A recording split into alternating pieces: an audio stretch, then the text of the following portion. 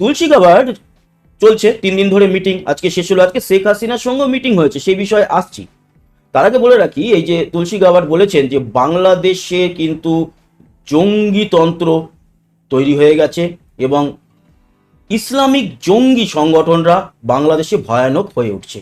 হায় হায়, তুলসী Gabbard কেন বাংলাদেশের সেনাপ্রধান ওয়াকারুজ্জামান ও ডক্টর ইউনূসকে আলটিমেটাম দিলেন এবং বাংলাদেশকে চরম বার্তার মুখে ফেলে দিলেন? বন্ধুরা, বুঝতে পারছেন আজকের ভিডিওটা কতটা গুরুত্বপূর্ণ একটি ভিডিও, দয়া করে কেউ স্কিপ করবেন না। তুলসী গ্যাবার্ট বাংলাদেশ সেনাপ্রধান ওয়াকারুজ্জামান ও ডক্টর ইউনূসকে কেন আলটিমেটাম দিলেন, এইবার এই বিষয় নিয়ে আমরা পর্যালোচনা এবং তদন্ত করে বেশ কয়েকটি খুবই গুরুত্বপূর্ণ তথ্য এবং ভিডিও ফুটেজ পাই, যা আজকের ভিডিওতে সেগুলোই এক এক করে ধারাবাহিক তুলে ধরা হবে।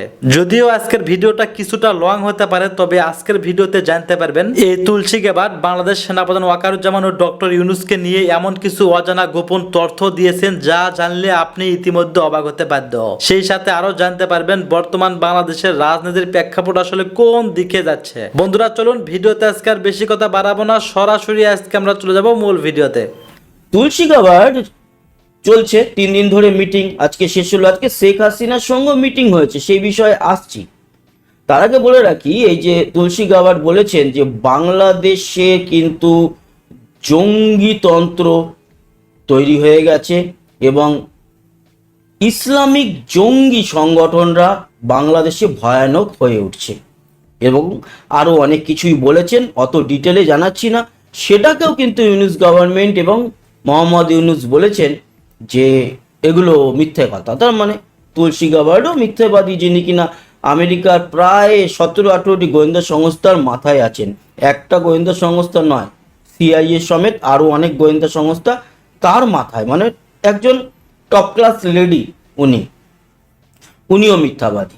আচ্ছা, এই যে সারা পৃথিবীকে বাংলাদেশের একটা শত্রু বানিয়ে দেওয়া হচ্ছে, বা সাধারণ মানুষের কিন্তু এগুলোতে অনেকে বুঝতেও পারছেন না যে এটা তাদের ক্ষেত্রে কত বড় ক্ষতি হচ্ছে।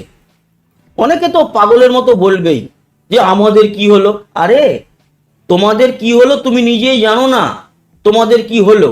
যারা বলছে এই কথাগুলো, তাদের থেকে অন্তত সাধারণ মানুষরা অনেক বেটার এখন বুঝতে পারছে এবং হাত কামড়াচ্ছে কি ভুল করেছি। এই যে ইউনূস গভর্নমেন্ট বা তাদের সাঙ্গপাঙ্গরা আমেরিকাকে শত্রু বানাচ্ছে, সবাইকে শত্রু বানাচ্ছে, তাদের অ্যাকচুয়ালি পাশে কে আছে বলুন তো? চায়না আর পাকিস্তান, এছাড়া আর কে? আর তো কেউ নেই। এবার আপনাদের একটা কথা বলি, এই চায়না যদি আপনাদের পাশেও থাকে, তাহলেও কি আপনারা করবেন? কি করবেন? চায়না তো পাকিস্তানের পাশেও আছে। যদি চায়না পাকিস্তানের অতই ভালো বন্ধু হয়ে থাকে আর চায়না যদি তাদের পাশে দাঁড়াতোই, তাহলে পাকিস্তানের এরকম ভিখারি হালাত কি করে হয়? এরকম জঙ্গি সংগঠন কি করে ওদের ওখানে তৈরি হয়? তাদের ওখানে বালুচিস্তান লিবারেশন আর্মি একটা আস্ত ট্রেন কি করে নিয়ে চলে যায় হাইজ্যাক করে? কিভাবে সেনাবাহিনী 214 জনকে মেরে ফেলে?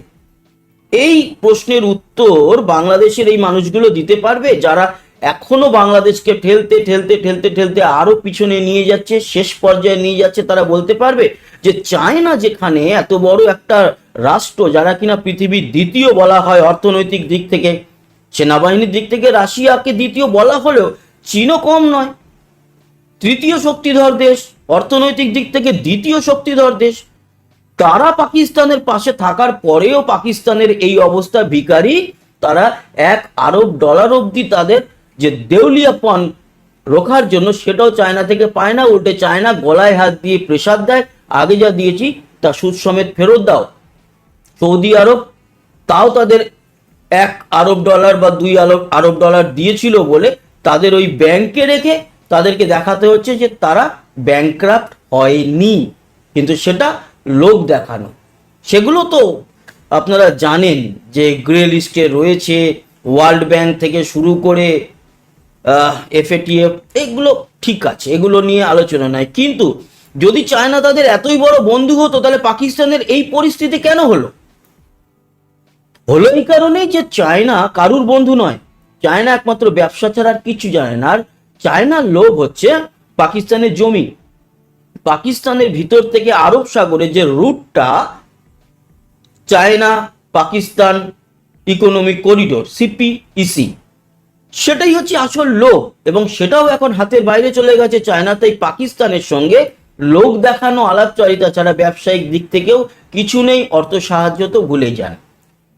বাংলাদেশের সঙ্গে চায়নার যেটা স্বার্থ, তাতে এবার চায়না কি চাইছে, বাংলাদেশকে যেন তেন প্রকারণে পাকিস্তানের মতো বুঝিয়ে বাজিয়ে বুজুং বাজুং দিয়ে বাংলাদেশের যারা রয়েছে তাদেরকে যদি হাতে নিয়ে বঙ্গোপসাগর পর্যন্ত একটা রুট আমরা বার করতে পারি, সেটা চাইছে। মায়ানমার থেকে চট্টগ্রামের দিক থেকে একটা রুট যদি বাংলাদেশে তৈরি করতে পারি। এছাড়া বাংলাদেশের সঙ্গে ব্যবসা তো রয়েছে, এটা তৈরি করব, তিস্তায় বাদ দেবো, ওই করব করে বাংলাদেশকে লুটতে পারবো কতটা। আলটিমেটলি বাংলাদেশ যখন বিপদে পড়বে এই আমেরিকা চেপে ধরবে বা ধরেওছে, ভারত চেপে ধরছে, ওদিক থেকে আরাকান আর্মি চেপে ধরছে, সেই সব সময় চায়না কিন্তু হাত তুলে দেবে না। এটা আপনাদের দেশের আভ্যন্তরীণ ব্যাপার, এই ব্যাপারে চীন নাক গলাবে না।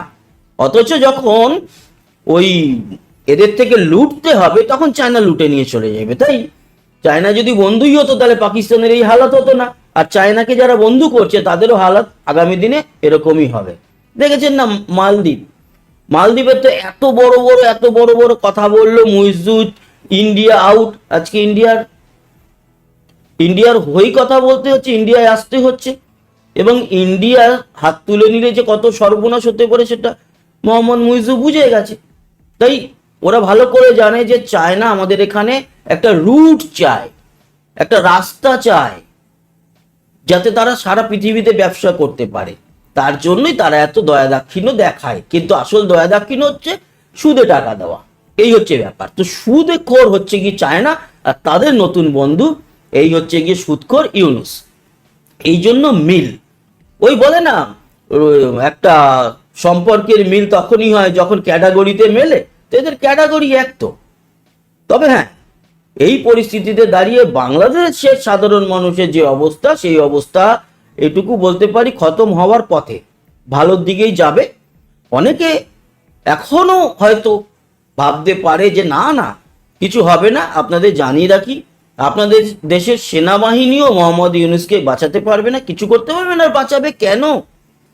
সেনাবাহিনীর প্রধান সহ সেনাবাহিনীকে নিজেদের কথা তো আগে ভাবতে হবে যে আমি মোহাম্মদ ইউনুসকে যদি বাঁচাতে যাই, আমরা যদি যখন আমেরিকার বিরুদ্ধে কথা বলি, আমরা যদি ভারতের বিরুদ্ধে কথা বলি, তাহলে আলটিমেটলি আমাদের দেশটা পুরোপুরি ধ্বংস হয়ে যাবে। আর বলবেই বা কেন?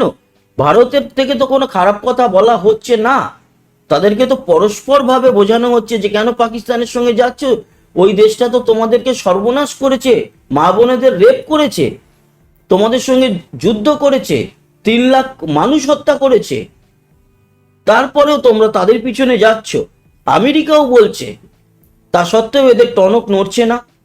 আর সাধারণ মানুষ আরো আরো নিঃশেষ হয়ে যাচ্ছে। সাধারণ মানুষের কোনো ইয়ে নেই, এই মুহূর্তে কোনো দাম নেই, মহিলাদের কোনো দাম নেই। যে কোনো মহিলা যেখানে সেখানে রেপ হয়ে যেতে পারে, ধর্ষণ হয়ে যেতে পারে, এবং বাংলাদেশের সাধারণ মানুষের রাস্তায় বেরোলে যেখানে সেখানে তার জীবনহানি ঘটতে পারে, তার জমি বাড়ি যে কোনো সময় চলে যেতে পারে, তার জমানো টাকা পয়সা যে কোনো সময় ভ্যানিশ হয়ে যেতে পারে। তাই বাংলাদেশের সাধারণ মানুষের এখন এই মুহূর্তে কোনো দাম নেই।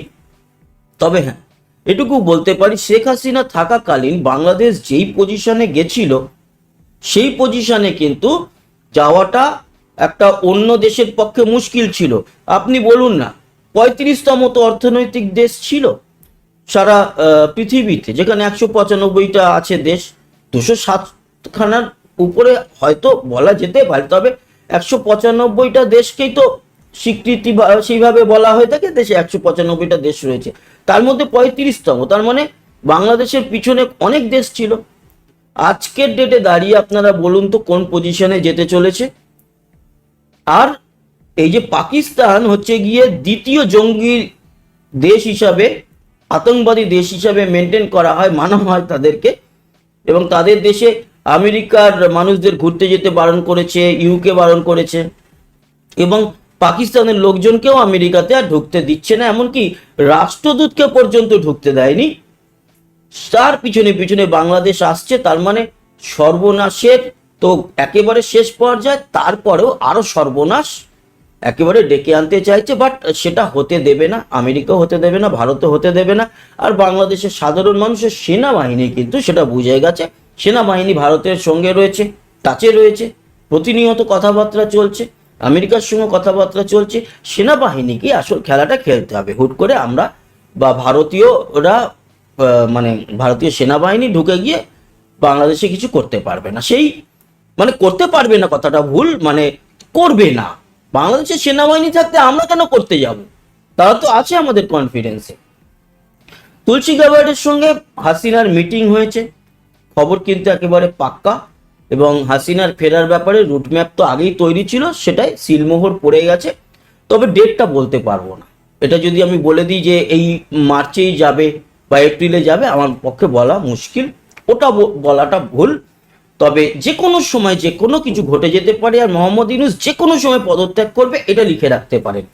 এটা 3 দিনের মধ্যে না 7 দিনের মধ্যে নাকি এই মাসের মধ্যে, এইটা বলাটা একটু চাপ। এমন হতে পারে আজকের হয়তো এই ভিডিওটা যখন বানাচ্ছি তখনই এরকম ঘটনা ঘটে যাচ্ছে ওদিকে। কখন ঘটবে এটা বলা মুশকিল, তবে ঘটবে এটা গ্যারান্টি। তবে ওইটুকুই বলবো যে শেখ হাসিনা ফিরছে, আবারও আমরা বাংলাদেশকে সেই জায়গায় দেখতে চাই। তবে অনেকে বলছে না যে শেখ হাসিনা ফিরলেই মোহাম্মদ ইউনূসের ফাঁসি হবে, এগুলো বাজে কথা, এগুলো বাজে কথা। তবে হ্যাঁ, ওনার উপরে আঘাত তো বড় লেভেলের আসবে। আর তার থেকেও বড় আঘাত আসবে হচ্ছে গিয়ে এই সমন্বয়ক যারা ছিল, ছাত্র বিরোধী আন্দোলনের কি বৈষম্য বিরোধী আন্দোলনের যারা ছাত্ররা ছিল, উপদেষ্টা হিসাবে বেশ কিছু জয়েন হয়েছিল, তাদের উপর যে একটা বিরাট আঘাত আসতে চলেছে, এটা নিয়ে দ্বিমত আমি পোষণ করছি না, আমার মতামত তাই। তবে শেখ হাসিনা ফেরার সাথে সাথেই যে বাংলাদেশ একেবারে ফুলে ফেপে উঠবে এরকমও ভাবার কোনো দরকার নেই। তবে হ্যাঁ, যে মাইনাসে গেছে সেই মাইনাস থেকে জিরোতে আসতে গেলেই এখন সময় লেগে যাবে।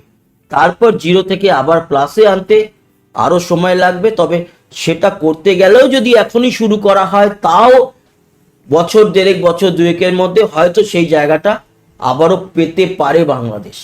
কিন্তু আরো যত দেরি হবে, আরো পিছাতে পিছাতে এতটাই মাইনাসে যাবে, তখন জিরোতে আসতে গেলেও হয়তো আপনার আমার জীবনে আমরা আর দেখে যেতে পারবো না যে বাংলাদেশের সিচুয়েশন সেই জায়গায় এলো। সবকিছু দেখে শুনে যেটাই মনে হচ্ছে, খুব তাড়াতাড়ি বাংলাদেশের একটা বিরাট বড় পরিবর্তন হতে চলেছে, এবং সেই পরিবর্তনটা আমরা প্রত্যেকে চাই। এদিকে আমাদের ভারতে কিন্তু হয়ে গেল সেই গোয়েন্দাদের মিটিং, আজকে কমপ্লিট হলো। প্রায় 20টা দেশের বড়। আসসালামু আলাইকুম। ছাত্র সমন্বয়কদের প্রতিশ্রুতি দেওয়া নতুন রাজনৈতিক বন্দোবস্তের নতুন বাংলাদেশে সম্ভবত আমরা পৌঁছেই গেছি, অনেকখানি বাস্তবায়নও হয়ে গেছে। তার কারণ মেধাও নয়, কোটাও নয়, সরাসরি রেফারেন্সে কোনো ধরনের নিয়োগ বিজ্ঞপ্তি ছাড়াই সরকারি, আধা সরকারি অথবা স্বায়ত্তশাসিত প্রতিষ্ঠানের মতন প্রতিষ্ঠানে চাকরি হয়ে যাচ্ছে শত শত মানুষের। তার অনেক এক্সাম্পলও এর মধ্যে তৈরি হয়েছে। এবং ঢাকা ওয়াসাতে 150 জনকে কোনো ধরনের নিয়োগ বিজ্ঞপ্তি ছাড়া শুধুমাত্র রেফারেন্স ভিত্তিতে চাকরি দেওয়ার বিষয়টি এর মধ্যে হুলস্থুল কাণ্ড ঘটে গেছে, আপনারা জানেন। এর আগে আমরা কি দেখেছি,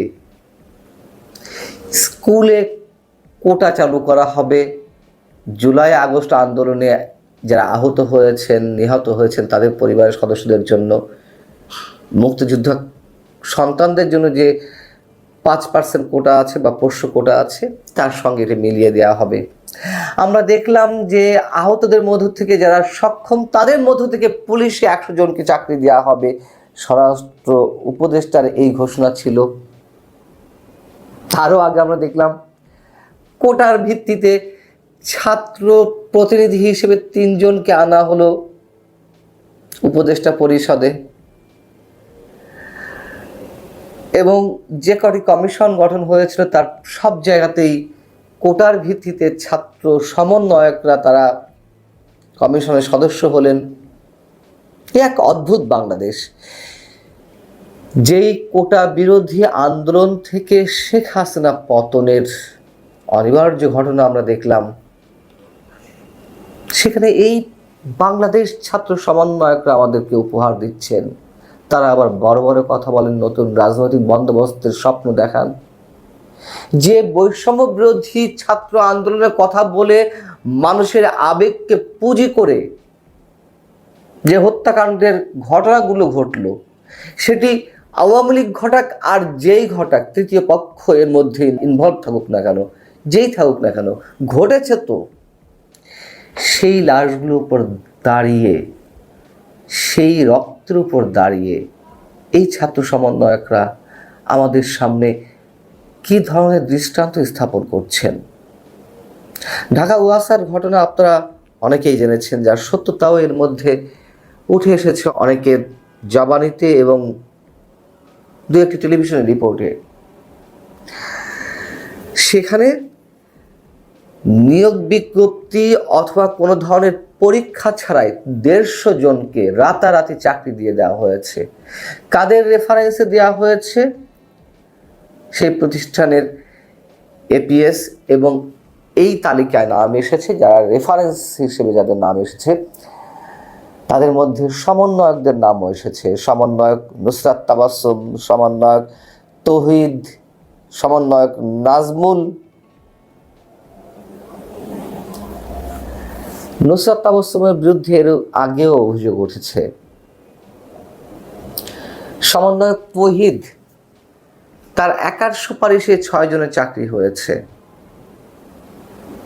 এবং এইসব নিয়ে যখন কোনো কোনো গণমাধ্যমের সাংবাদিক কথা বলতে গেলেন, ওয়াসার জোন 6-এ প্রবেশ করতে গেলেন, তখন সাংবাদিকদের ঢুকতে দেওয়া হয়নি, বাধা প্রদান করা হয়। একটা পর্যায়ে তারা বাধ্য হয় সাংবাদিকদের ঢুকতে দিতে। কিন্তু এই প্রতিষ্ঠানের সচিব, ওয়াসার সচিব মশিউর রহমান, তিনি কিন্তু অস্বীকার করেননি যে এই ধরনের ঘটনা ঘটেছে। তিনি বলছেন যে আমার স্বাক্ষর করা আছে, যাদেরকে নিয়োগ দেওয়া হয়েছে সেই তালিকায় আমার স্বাক্ষর, কিন্তু যা করার এমডি করেছেন, এমডির তালিকা পাঠিয়েছেন, আমি স্বাক্ষর করেছি, এই বলে তিনি বেঁচে যাওয়ার চেষ্টা করেছেন। এবং আরো কিছু প্রশ্ন করতে গেলে ওই সচিব সহ আরো অনেকেই ক্ষিপ্ত হয়ে ওঠেন, ক্ষুব্ধ হয়ে ওঠেন ওই সাংবাদিকদের উপরে। এমডিকে যখন ফোন দেওয়া হলো, এমডি ফোন ধরেননি। সমন্বয়কদের কারো কারো বক্তব্য নেওয়ার চেষ্টা করা হয়েছে, যেমন সমন্বয়ক তৌহিদ, তিনি অস্বীকার করেছেন। খুবই স্বাভাবিক, অস্বীকার করারই কথা। কিন্তু সমন্বয়কদের কথা বলতেই চাকরি প্রাপ্ত যারা, তারা তো কেউ কথাই বলেননি। ওভার ফোনে যখন কয়েকজনের সাথে কথা বলার চেষ্টা করা হয়েছে, তারা দুটি একটি উত্তর দেয়া না দেয়া এর মধ্যে যখন কথোপকথনগুলো চলছিল, যখন সমন্বয়কদের কথা বলা হলো যে অমুক সমন্বয়ক আপনার কি হন, তখনই ফোনগুলো কেটে দেওয়া হচ্ছে। সবচেয়ে বড় কথা, নিয়োগ তো হয়েছে কোনো ধরনের বিজ্ঞপ্তি কিংবা পরীক্ষা ছাড়াই। আর সমন্বয়করা এর সঙ্গে জড়িত কিনা, এর আগে তো অসংখ্য অভিযোগ, তার প্রমাণও অনেক পাওয়া গেছে। চাঁদাবাজি, দুর্নীতি, খোদ দুর্নীতি দমন কমিশনে তদন্ত করা হয়, তদবির করা হয়। অনেকের বিরুদ্ধে যে তদন্তগুলো চলছে সেগুলো যাতে না করা হয়, মোটা অঙ্কের টাকা লেনদেনের বিনিময়ে নিশ্চয়ই তদবিরগুলো যাচ্ছে। চাঁদাবাজির অভিযোগ শুধু নয়, চাঁদাবাজির প্রমাণ তো অসংখ্য, ভুরি ভুরি ভিডিও ফুটেজ সহ।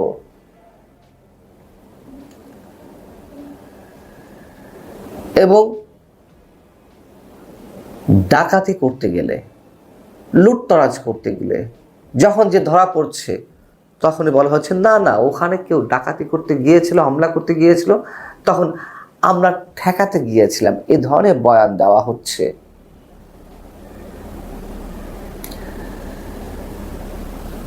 এখনো এই সমন্বয়করা বড় বড় কথা শোনান আমাদেরকে, সমন্বয়কদের মাধ্যমে যে নতুন রাজনৈতিক দলটি গড়ে উঠল, তারা এখন বাধ্য হয়ে আর লুকাতে না পেরে, অস্বীকার করতে না পেরে তারা এখন বলছেন যে সমন্বয়কদের নামে যদি কোনো ধরনের চাঁদাবাজি হয় বা কোনো ধরনের দুর্নীতি হয়, তাকে ধরে থানায় দিতে অথবা তার সঙ্গে আমাদের কোনো সম্পর্ক নেই। এগুলো তো বাধ্য হয়ে বলছে। এই যে নুসরাত তাবাসসুম অন্যতম শীর্ষ ছাত্র সমন্বয়ক, এখন তাকে কি করা হবে? যদি অভিযোগগুলো সত্য প্রমাণিত হয়, কথা দিতে পারবে ছাত্র সমন্বয়করা বা জাতীয় নাগরিক পার্টির নেতৃত্বে যারা আছে, তারা ওপেন বলতে পারবে হ্যাঁ যে তাবাসসুম যদি জড়িত হয়ে থাকে তার বিরুদ্ধে ব্যবস্থা নেওয়া হবে? হয়তো কথা বলবে, অনেক ধরনের শক্ত প্রমাণ আসলেও আস্তে করে তারা চেপে যাবে। তারপরে এরকম অনেক ঘটনা আমরা এর মধ্যে দেখেছি। অনেক রক্ত, অনেক প্রাণের মধ্য দিয়ে শেখ হাসিনা সরকারের পতন ঘটেছে। ম্যাটিকুলাস ডিজাইনের কথা বলা হচ্ছে, আমাদেরকে এখন সেগুলো বিশ্বাস করতে হচ্ছে। এবং চারিদিক থেকে স্লোগান তো উঠছে, সমন্বয়ক হটাও, দেশ বাঁচাও। যেই স্লোগানগুলো ছাত্রলীগের বিরুদ্ধে উঠেছিল, যেই স্লোগানগুলো যুবলীগ বা অন্যান্য আওয়ামী লীগের অন্যান্য অঙ্গ সংগঠনের বিরুদ্ধে উঠেছিল, সেই স্লোগান 6 মাস 7 মাসের মধ্যে এখন সমন্বয়কদের বিরুদ্ধে উঠছে। অনেকে তো বলছেন 15.5 বছরে আওয়ামী লীগ যে যা না করেছে তার চেয়ে বেশি এই 7 মাসে হয়ে উঠেছে। আমরা কি সেগুলো একেবারে অস্বীকার করতে পারবো? রাজা আসে রাজা যায়, দিন। হেলিকপ্টারের সিট ফাঁকা। হেলিকপ্টার কি ইদানিং মাইকিং করে বলছে এই সিট ফাঁকা, সিট ফাঁকা, সিট ফাঁকা, মাগুরা সিট ফাঁকা, মাগুরা সিট ফাঁকা, এরকম কি বলছে? এরকম কি বলে হেলিকপ্টার? হেলিকপ্টার কি কাউকে ফোন দিয়ে বলে যে এই হেলিকপ্টার অমুক রুটে যাচ্ছে, 2টা সিট ফাঁকা, আপনারা 2 জন চড়বেন কিনা? সম্ভবত সমন্বয়কদের বলে। সরকারি হেলিকপ্টার যদি হয়, এবং সরকারের হেলিকপ্টার নতুন একটি রাজনৈতিক দল যাদের এখন আর সমন্বয়ক পরিচয়ও নেই, সুতরাং যে সার্বজনীন পরিচয়, সেই সার্বজনীন পরিচয় এখন নেই, তারা এখন জাস্ট একটা রাজনৈতিক দল। সেই রাজনৈতিক দলের 2 জন নেতাকে, এত বড় বড় রাজনৈতিক দল আছে, বিএনপি আছে, জামাত আছে, জাসদ আছে, এটা আছে, গণ অধিকার পরিষদ আছে, আওয়ামী লীগের কথা না হয় বাদই দিলাম, তাদের কাউকে ফোন দিল না। ফোন দিল নাগরিক পার্টির 2 নেতাকে, দক্ষিণাঞ্চল উত্তর অঞ্চলের 2 মুখ্য সংগঠককে, যে হেলিকপ্টারের 2টা সিট ফাঁকা আছে, আপনারা হেলিকপ্টারের 3টা সিট ফাঁকা আছে, আপনারা 2 জন আসেন এবং মামনুনুল হুজুরকে নিয়ে আসেন মাগুরাতে যদি যেতে চান। তারা হেলিকপ্টারের সিট ফাঁকা সেহেতু মাগুরাতে গেলেন। আজকে আর জানা যায়, এবং সেখানে গিয়ে অভিযোগ উঠেছে যে ভুরিভোজ করলেন, সেখানে গিয়ে মোবাইলে মত্ত হয়ে থাকলেন 3 জন একসাথে, এরকম নানা অভিযোগ সামাজিক যোগাযোগ মাধ্যমে ঘুরে ফিরে আসছে। সেটিকে নিয়ে আমতারেক ব্যঙ্গ করেছেন যে তারা এখন হেলিকপ্টারের সিট ফাঁকা হেলিকপ্টারে যায়। পুলিশের হেলিকপ্টারে কিভাবে 2টি রাজনৈতিক দলের নেতাকে সরকারি খরচে ঢাকা থেকে বগুড়ায় জানাজা দেওয়ানোর জন্য নিয়ে যাওয়া হয়, সেই প্রশ্নের উত্তর কোথাও খুঁজে পাওয়া যাচ্ছে না। সরকারের আশীর্বাদপুষ্ট দল বলেই কি এটি হচ্ছে? আমতারেক তিনি সেটি একেবারে স্পষ্ট বলেছেন। উপদেষ্টা আসিফ মাহমুদের কথা উল্লেখ করে তিনি বলেছেন যে যখন বন্যা হলো তখন আমি বন্যা দুর্গত এলাকায় প্রতিদিন মানুষকে রান্না করে খাওয়াতাম, প্রায় 15,000 মানুষকে রান্না করে খাওয়াতাম। তো চাল যখন ফুরাই গেল তখন আসিফকে ফোন দিয়ে বললাম যে আমাদের তো টাকা পয়সা চাল সবই ফুরাই গেছে, তুমি সরকারি ফান্ড থেকে কিছু চাল দেওয়ার ব্যবস্থা করো। তখন নাকি আসিফ মাহমুদ তাকে প্রশ্ন করেছেন, আপনি কি আমাদের রাজনীতি করবেন? আমাদের রাজনীতি করলে চাল দেব। অর্থাৎ সরকারে থেকে তিনি দর কষাকষি করছেন আমতারেকের সঙ্গে, যে আপনি যদি আমাদের দলে যোগ দেন তাহলে সরকারি চাল দেব। সরকারি চাল কি আসিফ মাহমুদের নিজের পৈতৃক সম্পত্তি, যে আমতারেককে তিনি সরকারি চাল দেবেন দল করার বিনিময়ে? এই প্রশ্ন আমতারেক করেছেন এবং হাটে হাড়ি ভেঙে দেওয়ার মতো বিষয়।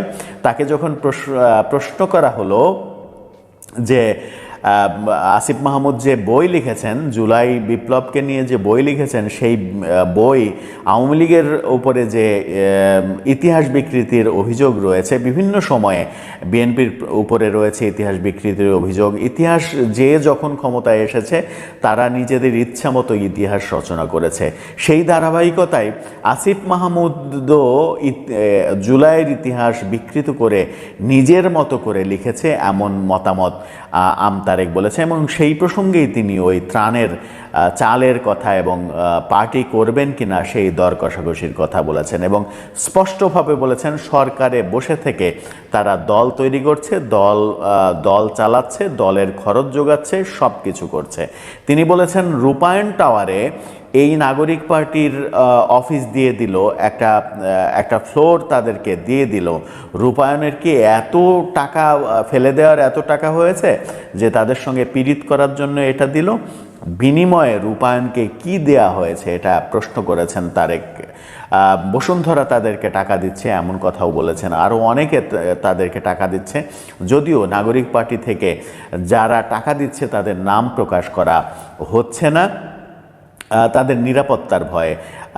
আমরা ইন্টারকন্টিনেন্টালে 1300 জনের ইফতারের আয়োজন দেখলাম, যে ইন্টারকন্টিনেন্টালে একবেলা মোটামুটি মানের খাবার খেতেও অন্তত 12-15 হাজার টাকা লাগে। সেই ইন্টারকন্টিনেন্টালে 1300 জনের আয়োজন করা হলো, প্রায় 2 কোটি টাকা খরচ করা হলো একটা ইফতার পার্টিতে। একটা নতুন দল হয়েছে, তাদের কেন ইন্টারকন্টিনেন্টালে ইফতার পার্টি করতে হবে, এই আলোচনাও রয়েছে, এই সমালোচনাগুলোও রয়েছে, কিন্তু কোনো আলোচনা, কোনো সমালোচনারই উত্তর পাওয়া যাচ্ছে না। আমতারেক এটাও বলেছেন যে এই নাগরিক পার্টির এরা সবসময় দেখবেন যে হাসিনাকে গালি দেয়, হাসিনা বিরোধী কথা বলে, আওয়ামী লীগ বিরোধী কথা বলে। কেন বলে? আমতারেকের মতে তারা ছাত্রলীগ থেকে এসেছে, আওয়ামী লীগ থেকে এসেছে, এই জন্য গায়ে থেকে ছাত্রলীগের গন্ধ একটু দূরে রাখার জন্য বারবার শুধু হাসিনা বিরোধী কথা বলে, আওয়ামী লীগ বিরোধী কথা বলে, যেন মানুষ আগেরটা ভুলে যায়, আওয়ামী লীগ করার ইতিহাস মানুষ ভুলে যায়। সেই ইতিহাস তো ভোলার নয়। তিনি এটাও বলেছেন, সেটা বলতে গিয়ে সার্জিস এই স্পর্ধাও করে যে হাসিনার বিচার না হওয়া পর্যন্ত এদেশে কোনো নির্বাচন হবে না। আমতারেক পাল্টা প্রশ্ন করে বলেন যে আপনার কি মনে হয় শেখ হাসিনা আসবে? শেখ হাসিনাকে ভারত দেবে? জীবনেও দেবে না। তার মানে শেখ হাসিনা জীবনেও আসবে না, তার মানে বিচার জীবনেও শেষ হবে না, তার মানে নির্বাচন জীবনেও হবে না, এরা আজীবন ক্ষমতায় থাকতে চায়। এই কথাটা স্পষ্টভাবে বহুদিন পরে কেউ একজন বলল, সেটা আমরা তারেকের কণ্ঠে শুনতে পেলাম। এই যে কথা, সরকার থেকে দল চালাচ্ছে আসিফ, লীগের গন্ধ সরানোর জন্য সার্জিস হাসনাতরা প্রতিনিয়ত আওয়ামী লীগের বিরুদ্ধে কথা বলে। একটা পোস্ট, হাসনাত আবদুল্লাহর একটা পোস্ট খুবই ভাইরাল হয়েছে। 2020 সালে তিনি 17ই মার্চ বঙ্গবন্ধুর জন্মদিনে, আজকের এই দিনে পোস্ট করেছিলেন, বঙ্গবন্ধু জন্মদিন করেন না, কেক কাটেন না, জনগণের জন্মদিনই তার, জনগণের জন্যই তিনি এরকম একটা উক্তি লিখে পিতা বঙ্গবন্ধু শেখ মুজিবুর রহমান তিনি লিখেছেন। বঙ্গবন্ধুর নামের আগে তিনি পিতা লিখেছিলেন, অর্থাৎ বঙ্গবন্ধুকে পিতা সম্বোধন করেছিলেন, নিজের পিতা, জাতির পিতা লেখেননি, পিতা লিখেছেন। এই পোস্টটি রীতিমতো ভাইরাল হয়েছে সামাজিক যোগাযোগ মাধ্যমে। সবাই খালি শেয়ার দিচ্ছে এই পোস্ট, যে 4 বছর আগে হাসনাত আবদুল্লাহ তুমি কি পোস্ট দিয়েছো, আজকে তুমি কি করছো। তার মানে হচ্ছে যে আগামী 4 বছর পরে তুমি কি করবে সেটারও কিন্তু গ্যারান্টি নেই। এই কথা বলার চেষ্টা করেছেন, যেটা আমতারেকের কণ্ঠেও আমরা শুনতে পেলাম। সব মিলিয়ে হেলিকপ্টারের সিট ফাঁকা ব্যাপারটা সব থেকে হাস্যকর ব্যাপারে দাঁড়িয়েছে যখন আমরা আসিয়ার মৃত্যুকাণ্ডে জাতিকে স্তব্ধ হতে দেখেছি, তখন তারা এরকম একটা নাটক মঞ্চস্থ করেছে বলে সবাই সমালোচনা করছে। দর্শক, আপনার কি মনে হয় সব মিলিয়ে হেলিকপ্টারের সিট কি মাঝে মাঝেই ফাঁকা পাওয়া যাবে এবং আগামী ঈদে বাংলাদেশ সরকার থেকে কি বিভিন্ন জেলায় হেলিকপ্টারের খ্যাপ মারা হবে, হেলিকপ্টার সার্ভিস দেওয়া হবে, সেখানে সিট ফাঁকা থাকলেই বিভিন্ন সমন্বয়। ধন্যবাদ প্রিয় দর্শকবিন্দু, আমাদের ফুল ভিডিওটি দেখার জন্য আপনাকে জানাই অসংখ্য অসংখ্য ধন্যবাদ।